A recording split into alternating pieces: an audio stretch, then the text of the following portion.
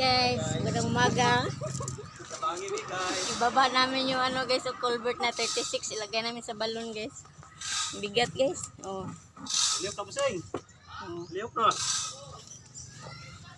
Kapitbahay namin guys, natulungan sila ng asawa ko para malagay sa balon itong culvert guys. Guys. Lagyan namin ng water pump para makaakyat dito yung tubig sa ibabaw guys. Mahirap kasi yung water dito sa bundok. Number 36 na culvert. Banat po ding!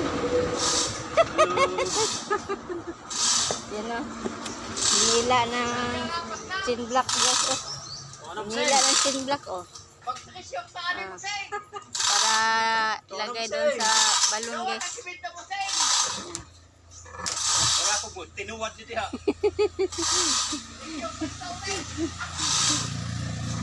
Ay guys oh. Tulungan kaming magkapitbahay para may water kami dito sa bundok. Hirap kasi walang water. Doon sa baba yung balon.